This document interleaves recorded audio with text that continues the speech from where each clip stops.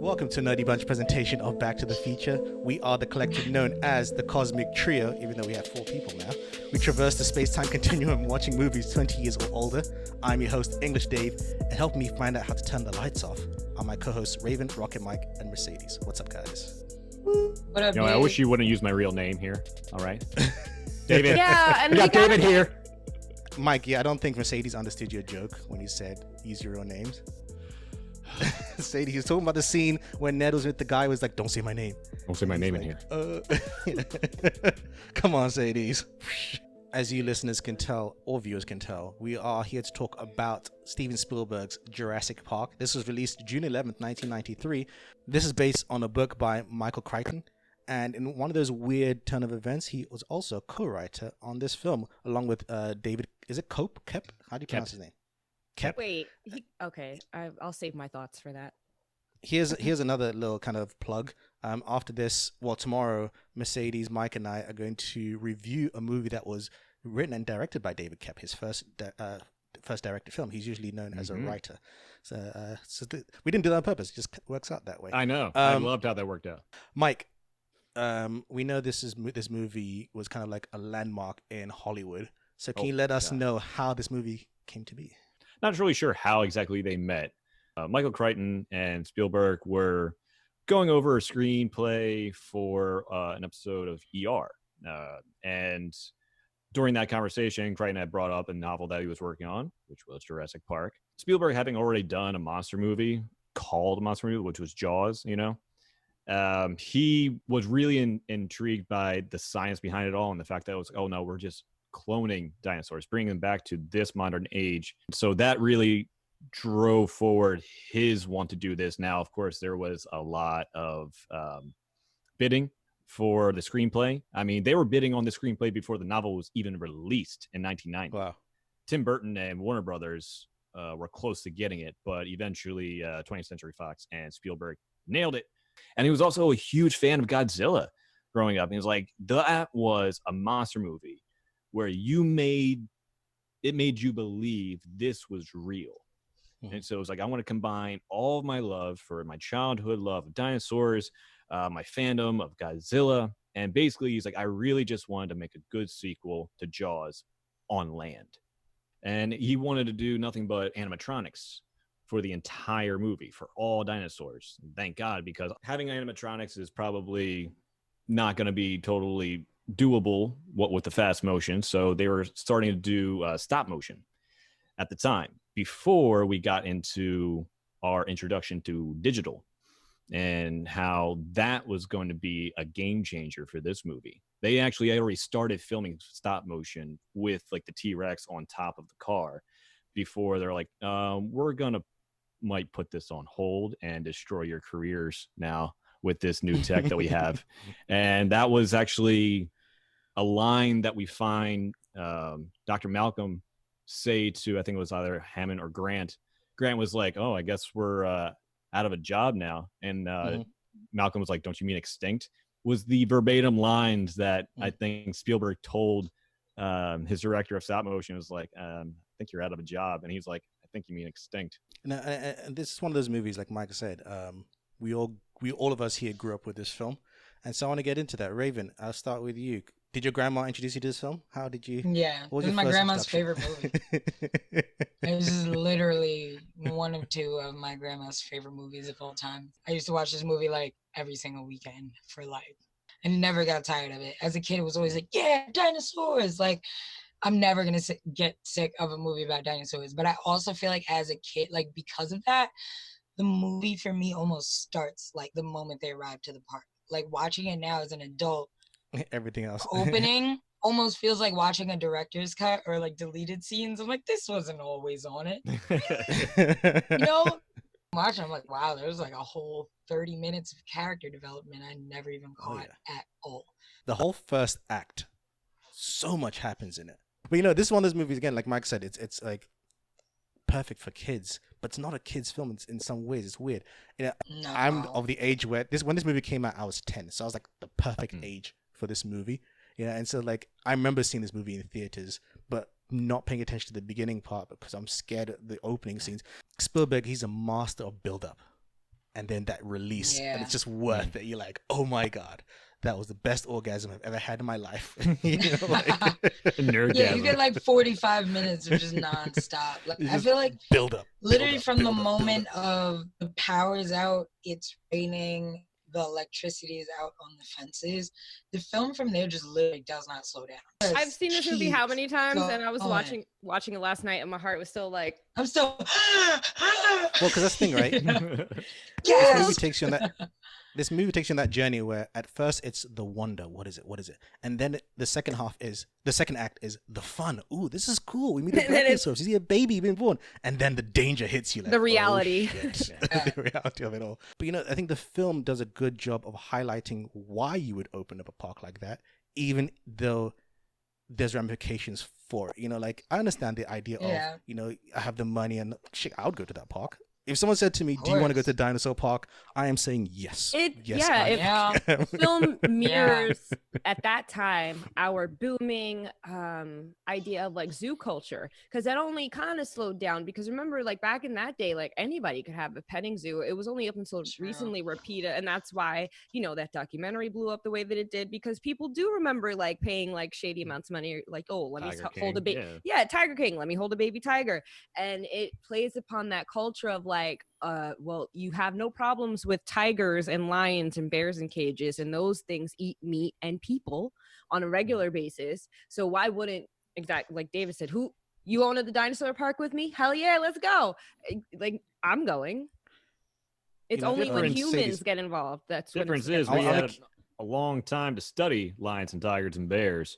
We had no time to study these new animals. But that's where the human arrogance comes into play, where we think we want to play God. And So then arrogant. that's where if you're going to play God, that's where Ian Malcolm was trying to say, that's the chaos theory. You can't bring that something's going to go wrong. And what went wrong? Human nature went wrong. He could have never planned for the fact that his employee was going to be all bitter and like, that's the thing, right?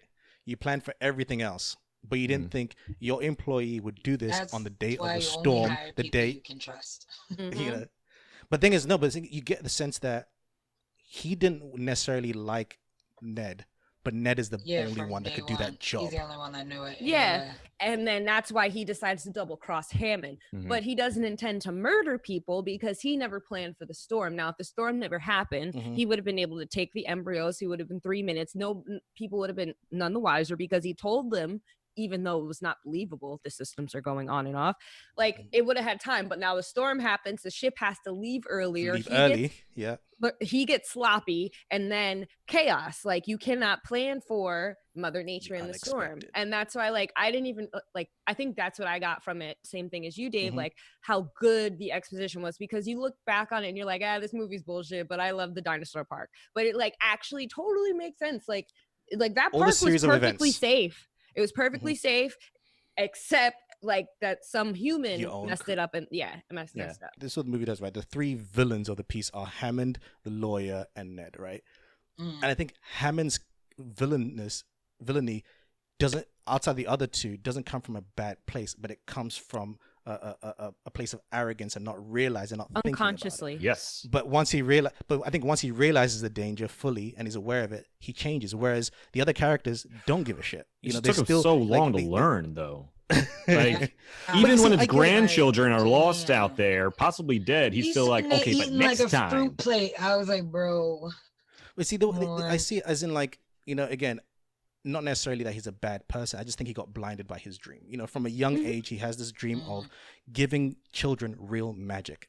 And the problem was he thought he could control magic, and that's his hubris. When she says to him, "Yeah, but you thought you could control it," and I think, regardless of your intentions, yes, you had good intentions. You wanted to help kids out and give them this magical experience and I never paid attention to the flea circus story. When he talks about flea circus, I never really realized what a flea circus was. I never noticed that whole thing. I had to Google it. I was like, I didn't realize a flea circus, because as a kid you think it's real fleas, right? You think it's real fleas, but that was the point of a flea circus, is to trick people. And he was like, well, I don't want to give illusions. I want to give the reality of it, because kids deserve that.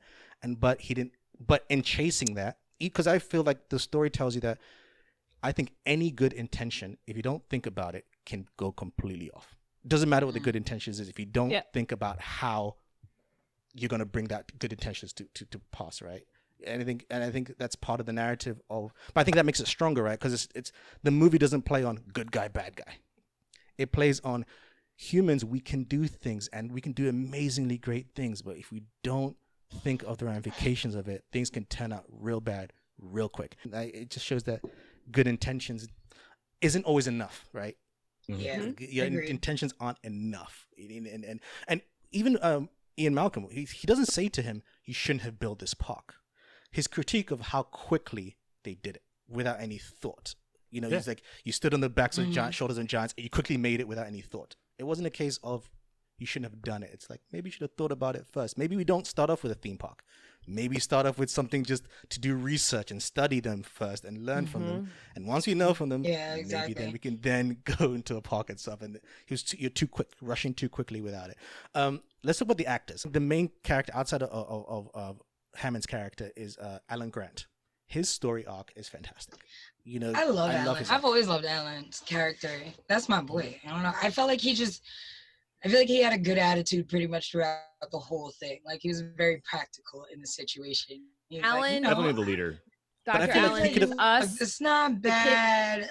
When you grew up and you're like, I want to be an archaeologist, that's who you. The thing is, after this movie, I did want to be an archaeologist. Between this movie and The Mummy, I was like, I want to dig. That's what his mindset. Like, I just want to play in dirt all day. I felt like for me, the second they came out the car with the flare, and I was like, hey, and flagged that T-Rex, I was like, this is a good guy. It's a stand-up individual. Yeah. That whole scene is one of, like, to me, like, top 10, like, for me, favorite scenes of all time. Because when that dinosaur pushes his head through and you just see, like, for me, watching that as a kid, I was like, I think I screamed because I'm just like, what the hell? Literally inches I from still death. like slightly back up from the TV. Right? Like, the only thing saving, like, I would have probably, if that were me, I would have passed out, and then I would have been I couldn't hold the plexiglass, and I would have died. Let's talk about Laura Dern's character. I want to briefly talk about her. Like, I always forget, I don't know why, but I always forget that that's Laura Dern. And I'm like, every time I watch the movie, I see as two separate people.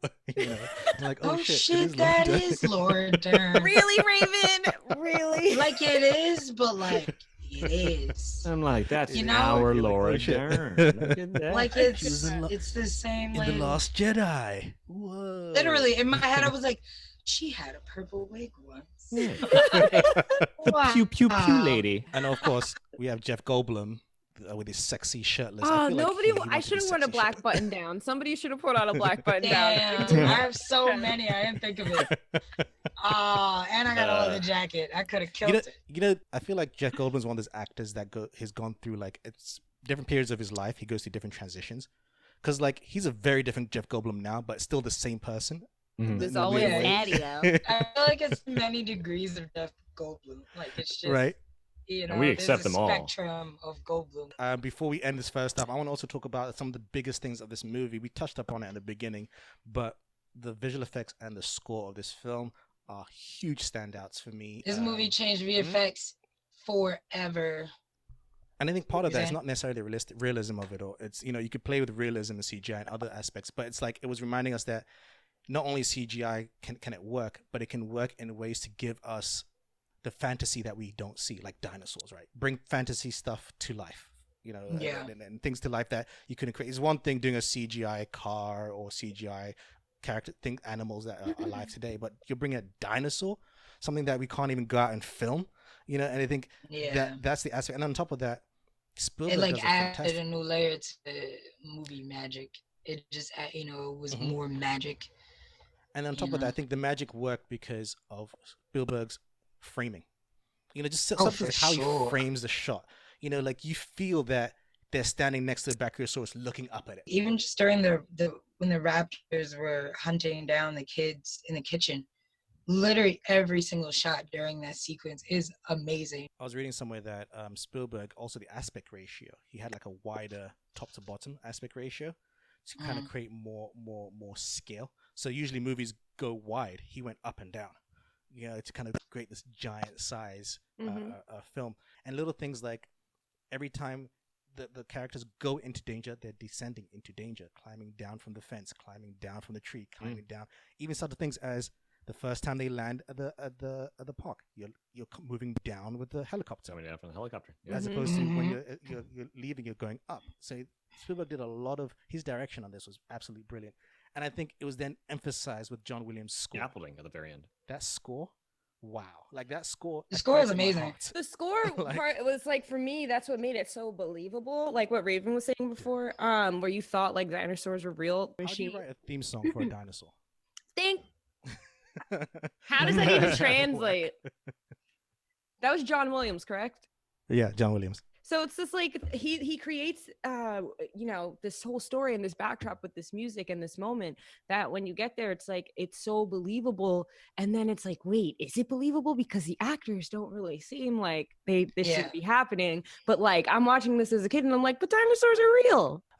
That's the end of part 1. If you guys want to hear us talking about the film itself, if you guys want to rewatch the film, go rewatch it and then come back as we go into the film.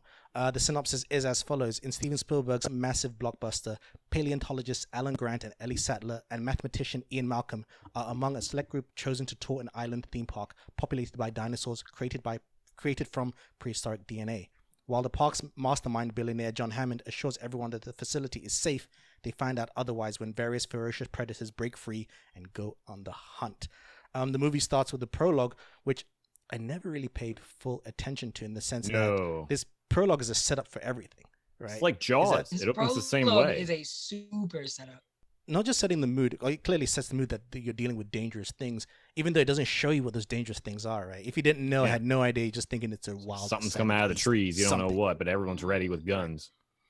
But what I really paid attention to this time was that it's because of this that the shareholders having an issue, and then they want someone to go in and investigate the island in the first place, all because of this one incident. So if this incident hadn't happened, everything else wouldn't have happened. I got one fault on this incident here. Okay. Yes. They got electric cars. They got electronic doors. They have giant electronic gates. They couldn't get one machine to open up this cage. You have to have a guy on top of it to lift this thing. Nothing can be everything else is automated, but that one thing that ended up being the little flaw. So maybe they didn't think about it beforehand. That is true. Watching this again, I'm like, this whole could have been avoided. Y'all knew. But isn't that the theme of the whole entire film though? Is that they thought they had it all controlled. All right. The movie opens up telling us the themes, right? It's literally that. Yeah, it's like the little thing you didn't think of and everything, and I didn't think of it either. Going into it. And also, like, I'll back out. All right. It sets up to us through the character of Muldoon, who I find him just an interesting character, right? Because he respects them, but he's still a game hunter. But he very much respects them, right? And through him, we kind of get continued narrative of these creatures are very clever. They're a lot smarter than we give them credit for. And he's one of the few people to kind of understand that. And we're also introduced in the second prologue. There's 2 prologues here to the lawyer, but more importantly, the amber, which I feel like that imagery everyone understands. As soon as you see a mosquito in amber, you're like Jurassic Park. It doesn't matter the context. We can make dinosaurs now. And then this is where we're introduced to Alan Grant and Ellie. And I think it's a great introduction because it shows their passion for what they do. And it shows their passion as paleontologists. But also you realize that they do it not for the money, because they don't have money like that. They do it because of loving this job. And we get the establishing that Alan and computers don't mix. Like, even when he touches them, somehow they don't like him. I always found that hilarious. It's like, what I do to a computer? I touched it. Yeah. And it's almost, again, the movie itself, it's so layered, right? Because the movie itself is about bringing new technology. And the movie opens with new technology when he's like, what happens to digging? I don't want to use new technology to find dinosaurs. I prefer to dig. Where's the fun in that? It's almost like going from animatronics to CGI. With the help of computers, you made things slightly easier. And it's crazy because, I mean, even just the timing, of the film when it was made, it kind of perfectly speaks for all of that. It was kind of the beginning of that huge tech era, like I feel like kind of the time where we've all been growing up, we went from really slow tech to like this huge leap. And I feel like this movie is kind of like right at the start of that, that catapult, which is pretty crazy. But I do love that it deals with that.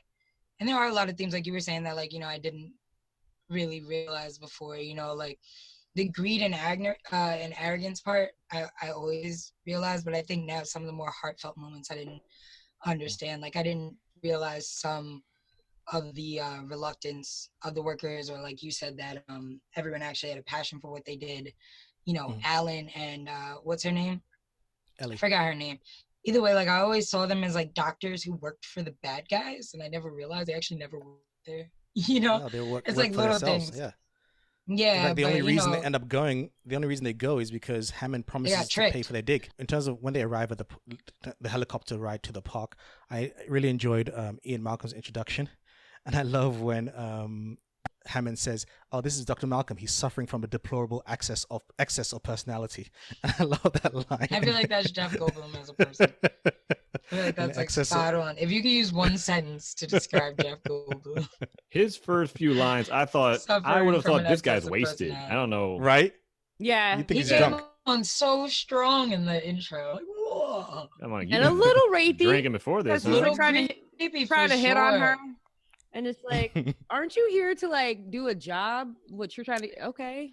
Yeah, Like, but bro, you he's do an all black. math. He's a sexy guy. He's all black. He's cool. Yeah, he's the Yeah, racially he's got uneducated. another Jacket. jacket. Ooh. In the He's jungle. got a leather jacket with his Smart, shirt open, yeah. right in the jungle. Right. It doesn't waste time. The movie doesn't waste time to, again, give us more exposition on characters.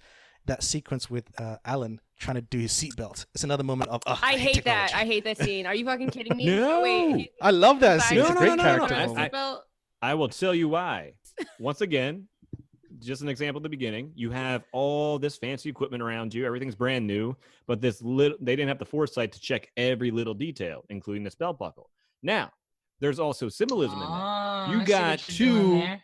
You got two female ends of a belt buckle. Same thing as that they had tried to make females in all dinosaurs, but that didn't happen. Life finds a way. You still find a way. All right. Yeah, Okay. All right. Whoa. That's right. Now I got it. Look at all those metaphors. Love it. You're like, yes. Show off my Jeff Goldblum.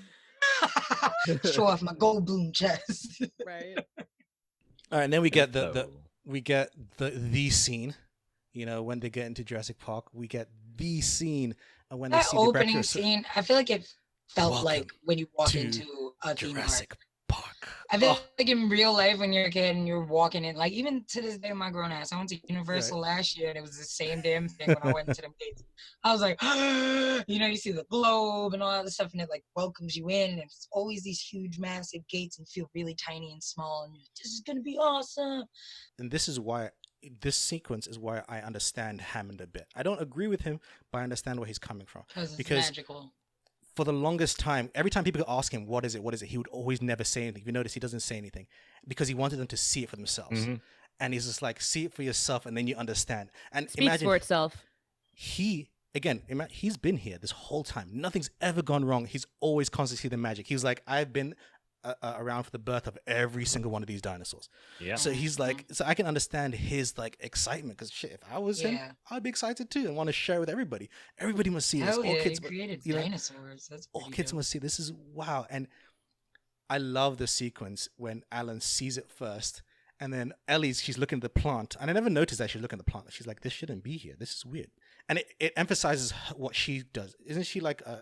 She's a paleontologist, like herbologist. Something to do with plants. Paleontologist. Something we cannot pronounce. With old I think it's old ass herbs and plants. Yes. Old plants. ass herbs and plant doctor. Old botanist. Study old. looking at Yeah, I it. think it was like paleobotanist. Paleobotanist. Yeah, something like that. Right? Yeah. That's exactly what it is. Yeah. So sure. when Yeah, we she's got it. looking at it, Yeah. even you believe her because she's like, that's what she does. And she's looking at these plants that she's never been able to see, touch, hold. She's like, she thinks This that. exists? Yeah, It she shouldn't be thinks that existing. she's looking at the best thing. And he's like, no, bitch, turn your head. That sequence is done so well in terms of everything. The music, the direct, like the way the camera pans in on her as she climbs up of the roof. It's just brilliantly done. Like the glass is Just taken off by Alan. directed so Oh my well. goodness. Like I'm wow. sorry, but like before people were like, who your favorite director? And I felt like it was like a cop out to be like Spielberg. I'm like, Spielberg. no, it's No. Spielberg. It literally is. Believe This that dude is hype. a fucking GOAT. And beyond that, like he's not a creep. I don't think we haven't heard anything yet. He You know, creates the so I'm best, just like, thank you. like, moments, and I think because he has such a great connection with like He's a big understanding kid, his child actors and being able to direct them through like trauma, Yeah. and without it just being He's like a cry fest amazing with child actors. or I scream feel like out of fest. anybody. Yep. Yeah. Which is what a lot of kids we get in a lot of films, like they just scream, like Millie Bobby Brown is just Yeah. screaming or like just staring intently. Mhm. But when he like Drew Barrymore and these kids in this movie, even Ready Player One, when he's doing teenagers, like he has such a connection with just understanding the child and then the child and all of us and bridging that gap. I think certain aspects, because you know, Sadie, you mentioned at the top of the podcast that Hammond's character has changed vastly differently from the book to this, right?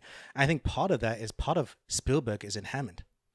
In terms of Hammond put himself in terms of the childhood wonder, and that goes into the next part when they go on the tour, right? When Hammond's excited, he's like, "Ooh, where's my notes? Only part of this tour." He's excited to do the tour. Yeah. Whereas just a drop of blood. it's just, oh, look, the double blood, bloop. You know, like he's into it. Whereas everyone, you know, he's so entertained by it. He's like, Even though we're gonna add music and a whole marching band and all that Yeah, stuff. And they're like, yeah, whatever, science. Yeah, exactly. He's just like, this is so much fun. It's so Yeah, interesting exactly. the way the film flows, the dynamics of like certain themes of like who each character is, because if like Hammond's so excited, but I feel like the kids end up portraying like the real, like breaking the fourth wall of like the real raw like emotion, like that would be you, like you even whether you're like I feel like 65, the kids are the patrons. The Yeah. kids are like the would-be patrons. You know, whether you're like, 65 or this 6 is years what's old. gonna happen to you if you come here. Exactly. But I mean, he even says that, right? He even says the true target when they come is like the target audience for this. He Yeah, a mentions bunch of that. little kids. But you mentioned earlier, Raven, like the other character wanted the science, which is in the raptor birth. You know, I love what they just push and leave. Like, oh, I gotta see that. You know, Yeah, he's like, well, you can't really. It's a ride. They're like, yeah, okay. We're just gonna go into this clean room with our full clothes on, without disinfecting. Just go right in there. Nothing, Doesn't and just touch shit. And touch the baby embryos, they would have died. Yeah. In real. The doctor in this film, he's the one character I think is in like either all the films or most of the films. He came back for Jurassic World as well. You always forget, like, oh shit. Funny he's enough, the- First of all, he's in everything. Makes you look at him again. BD Because he's- Wong This guy. is in I looked at him like, you bastard. Mhm. know- Well, because he becomes the villain in Jurassic World, right? He's like He is the villain. the villain in that film. And the way he was talking to Goldblum, I'm like, you son of a bitch. Bastard. You listen Don't to you this guy. condescend my Goldblum. That's right. What I love about that scene with the baby raptor being born is that it starts off, oh, look at the raptors, so cute. And then they mention, oh no, we've had fully grown ones. And you're like, oh, what? And then we cut to the feeding scene. I and love we see, Alan's oh, face shit. though. Alan's face, he's like, you bred A raptor. raptors. And I love that because I feel like that's when the tone of the movie really gets set. Because even Alan, up until this moment, was all for it. This you know, is I a felt like huge he was mistake. with yeah. it. He was like, because most of the dinosaurs that he had seen were vegetarians. You know, they're not hunters. Well, even with the T-Rex, he was like, that's fine. Yeah, we you can can work with outrun a that. T-Rex. He's like, okay, I get it. You know, one Yeah. T-Rex for the whole island, bunch of vegetarians. That'll work out. T-Rex, yeah. And then it's like, yeah, but we got raptors, huh? And he even said, like, why would you breed raptors? You know, and that's the thing too, is like, you have to, and that's an overarching theme in the story too, is like the why. And that's what Alan's saying too, like, you bred raptors, but why? Like, I understand why you do everything else, but like, Why you're these putting ones? dangerous, violent hunters, meat eaters, you know, and Advanced. he knows so much about them hunters. too. Oh, Well, that- super advanced. well, that's So the it thing, was like right? that's why he was okay with the T-Rex. T-Rex, you know, they had their Yeah. shortcomings, even though they were the dominant. Shortcomings. Yeah, the arms, Their arms. and the vision. But with raptors, as we've seen in all the future Jurassic Park movies and what we know, like in real like history, they are super killing machines. Are smart. They're the perfect hunter. perfect hunter. Which- And he, what? You did what? And I think it's great that Yeah. the next scene we cut to is to see how much of a threat they are, right? What I love about that feeding sequence is that we get so much about the raptors, but we never see the raptors.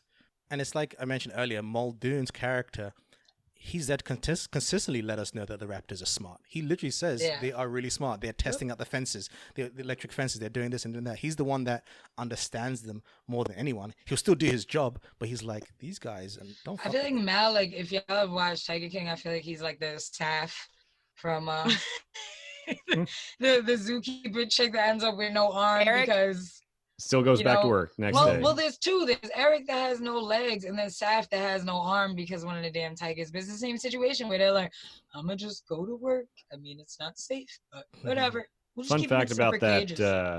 that little scene with the feeding. They had Spielberg was just making the noises in a megaphone as everyone was looking down into the feeding cage, and so Well, the cow. yeah. So it's like he was just going like. And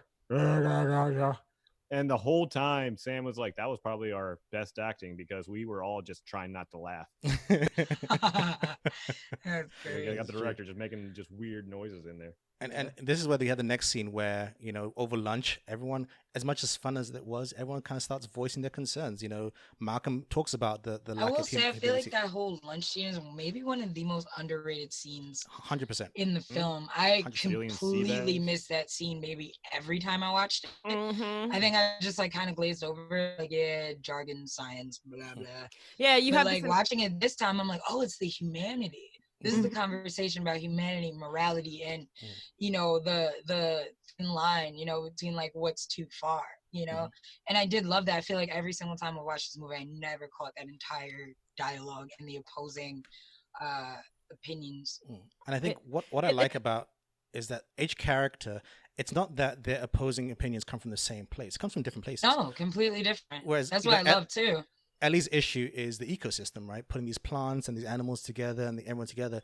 And even Alan, you know, when he says it, he's almost like, he's kind of excited. He's like, I love this, but, you know, he's that kind of person. He literally says, how can we possibly have the faintest idea of what to expect? I like it. I'm impressed by the science of it, but there's the unpredictability of it. And that's, you know, and I like it when Hammond is like, I can't believe everyone is against me except for the blood-sucking lawyer. And the lawyer's like, thank you. But that scene is important, like Raven said, because as a kid, when you watch it, you kind of like, or when you think back about the film, you're like, these people are so dumb. They should have seen it coming. They deserve what they get. But that scene is kind of like, they do realize that, you know, we're a little in over our heads and maybe we need to stop, think, and research a little bit more. But by this time, it's already too late, because if this is a science experiment, you're like outlying factors, or you're, you know, the variables that you did not account for are now unleashing their chaos within the system, which is where it all falls apart. The end of the first act actually leads up to the falling apart, right? We get a couple of things. We're introduced to the two kids, Hammond's grandchildren, and one of them takes a liking, Timmy, to Alan, because he knows, not that he takes a liking to him. I didn't realize the first time I watched the film that Timmy, he's like a nerd for Alan Grant. Like, he knew about him way before all of this. Like, he has his book. Yes. He's read his books. That made sense to me this time too. I didn't catch that before. I just thought he Exactly. thought he was like a cool adult. No, Yeah. exactly. Now I'm Or like, this oh kid my is God, just he actually annoying. Read his books. Like, It's that's like, no. And I also love in the driving tour, when they pass through the gates, right? That's another great moment. It's subtle, but when the you know, Raven, your background, you know, the doors open wide and we go through the gates, and even Jeff Goldblum says, what have they got in there? King Kong? Fun fact, that is an homage to King Kong, the original King Kong 1930-something movie, because I think there was a big giant gate as well for King with Kong. the fire. That's with how fire. the tribal, like, you know, when they offer the offering the woman. So that was like, tied up. And I think another great touch in this film is when they go on the tour, because you're expecting to see dinosaurs and they see nothing. It's almost like, I love that. Because we go from seeing nothing to seeing everything. So like when Ian Malcolm complains, are we going to see dinosaurs on this dino tour? Come on. Excuse me. You want to see dinosaurs? Are there going to be dinosaurs on this dinosaur tour? Did we ever find out why the Triceratops is sick?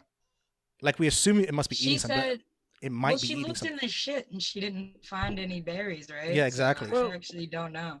Maybe. See, there we go. We got a little nitpick. You know, I never found out what the hell happened to that poor Triceratops.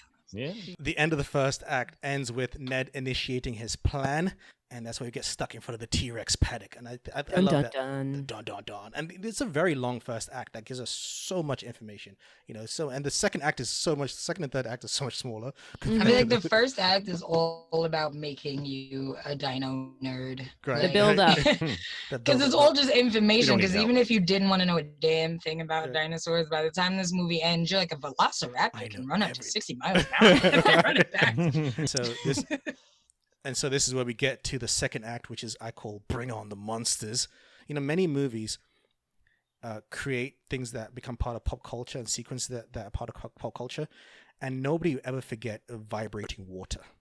Like that's such a genius move. Okay, so I got a little fun fact about that. So how Go. that was done is the 2 glasses of water are rigged up to the dashboard, which, well, like not crazy rigged up, but sort of attached to the dashboard, which is rigged up to a guitar string.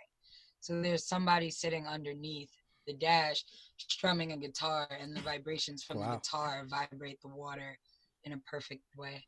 But it's done so well in sense of it's a great way to build up anticipation and fear. It's just water like I feel shaking. like after that for like years, anytime I saw water, I would like look at it just to check that some stampede wasn't coming through my house. And without seeing it, you just understand the power of this beast that's coming at you. You know, you don't all see the it. shots in a row because you have like reaction shot, reaction shot close up, another reaction shot close up, water. And can I tell you one of my favorite shots is when the T-Rex finally comes, when it steps on the mud and the way its foot plants on that mud. And that roar too when it. But even subtle things, I didn't pay attention the first time. Subtle things that you notice the T-Rex tests out the electric fence. It touches it with its hand. It does tap it twice. Like it's I tapping. didn't notice that before. Really. I thought it was just trying to fuck with the kids. Yeah. I'm like, here's what's Yeah. coming. Hello, my pretties. This is my good hand. Strong hand. I'm coming for you. Idiot. He's like, yo, the dinosaur's throwing up peace signs like, hey, yo.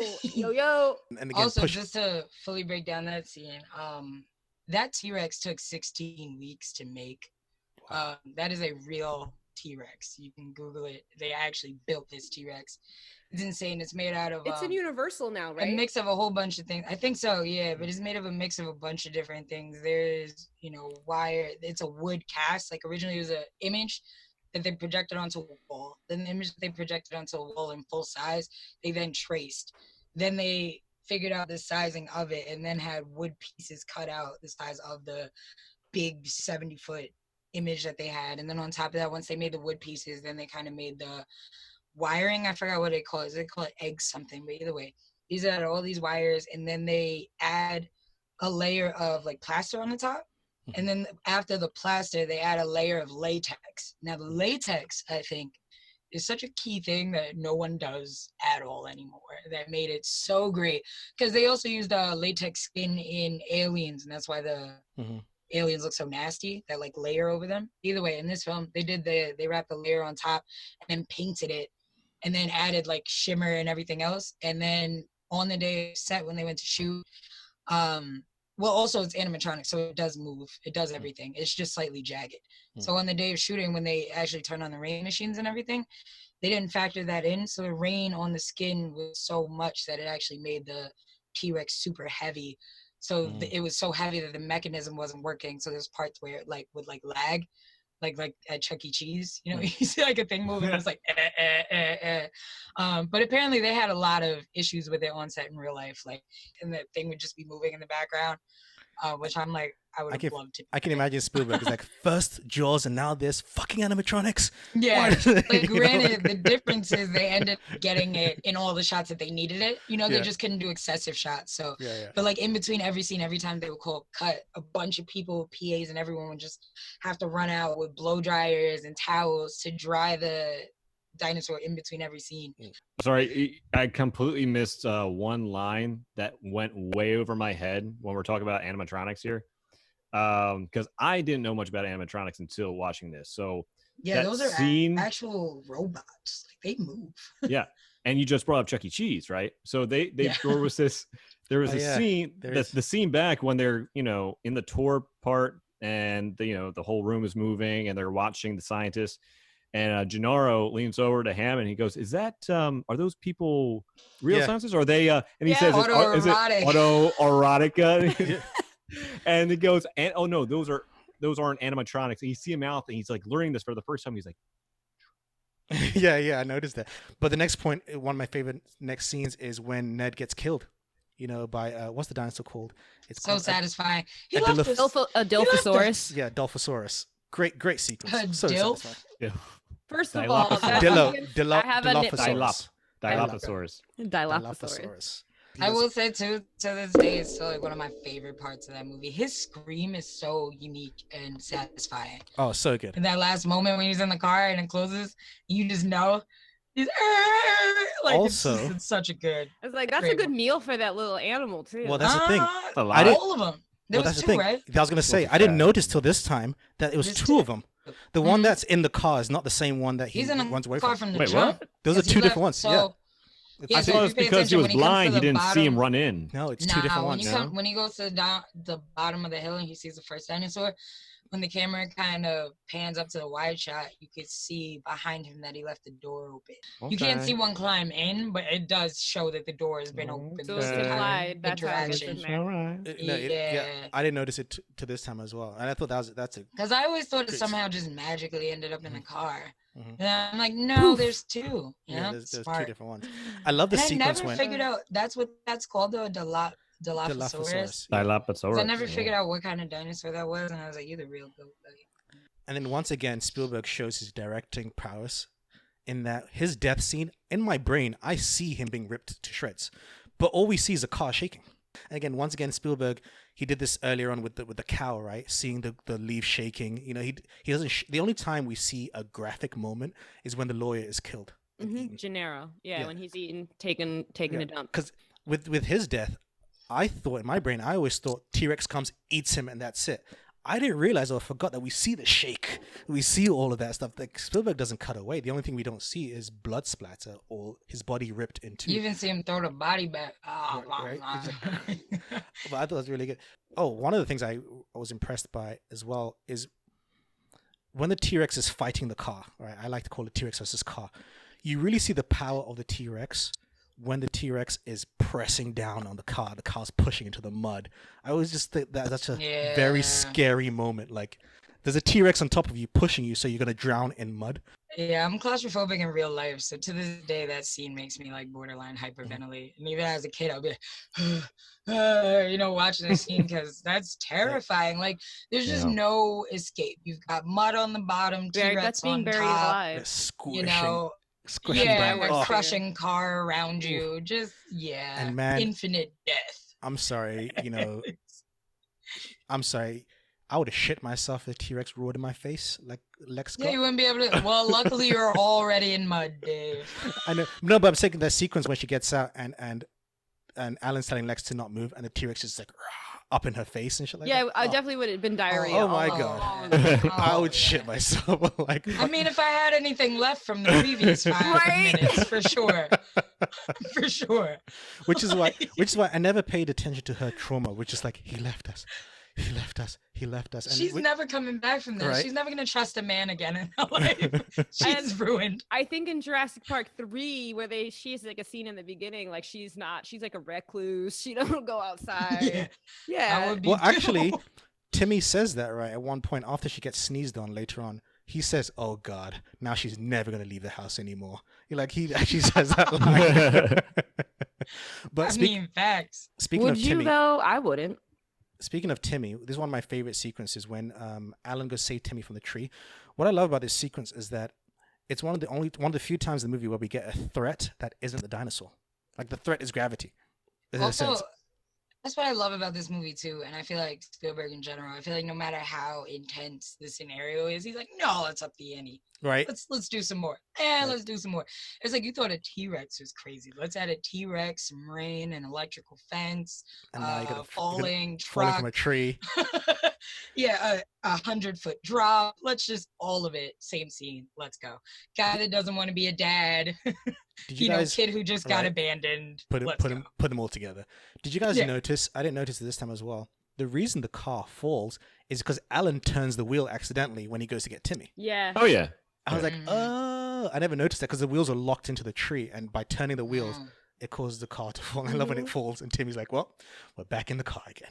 I just like that little, it's a little moment of levity, but it works. Yeah. You know, it works. It's nice. We get the next T-Rex chase scene when Ellie and Muldoon find Malcolm, but they found nobody else. And I love that moment. It's like, must get faster, must move faster, must move faster. And the T-Rex is chasing them.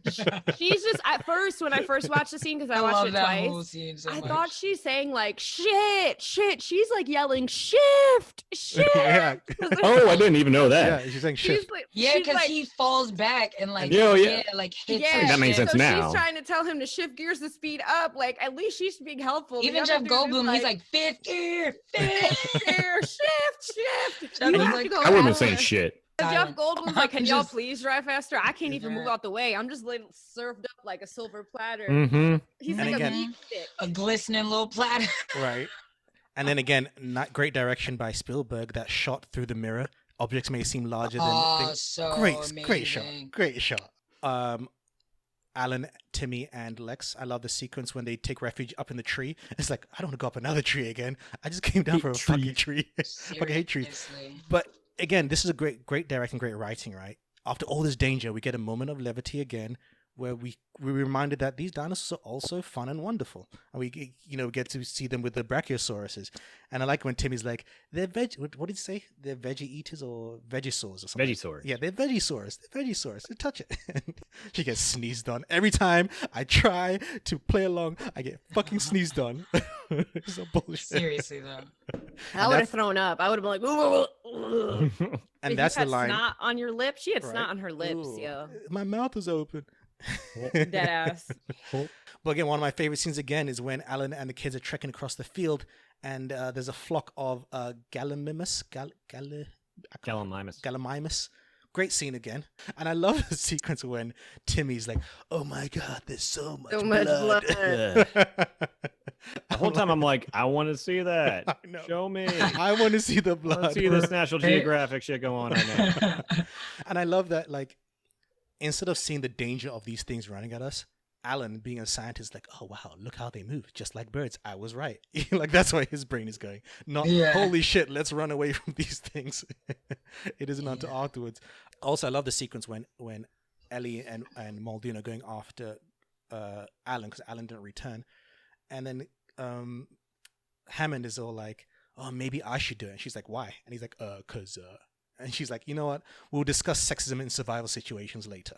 And I love that line. Throughout the whole film, she's having moments. I love it. Because like there was even a speech earlier on that I didn't notice while they were on the tour. It's like God creates dinosaur, God destroys dinosaur, God creates man, man destroys dinosaur, man creates man destroys God, man creates dinosaur. Yeah. And then what's her name? Ellie? Yeah, Ellie. He's like, woman kills. Ellie. Her response was, and she was like, dinosaur kills man, women take over everything. It's like women inherit the earth. Yeah, women inherit the earth. I was Meat like, I'm with that man. plan. Hey, full cycle. Full cycle. Women inherit the I love her little moments, very subtle empowerment moments, because sometimes you're like, this guy's being such a creep to you. You're a victim. But she handles herself well. You know? We talk about handling herself well. That's where we get the sequence between Muldoon and realizing we're being watched. And he tells her, run. And I love when she runs. She doesn't stop. She doesn't say, why? Huh? Nope. You tell her run. She's like, peace out. I'm out. I'm going to do some gymnastics, jump on the tree, swing across. Like, she Well, doesn't kind of waste useless. Like, you didn't have to do that. You could have just jumped. Hey, she wasn't wasting any time. She didn't want to trip over anything. No chances. You don't know what you might trip over. No, I'm saying she just didn't have to grab this one to like do the extraness. She couldn't. Parkour. She didn't need to do parkour, but it's cool.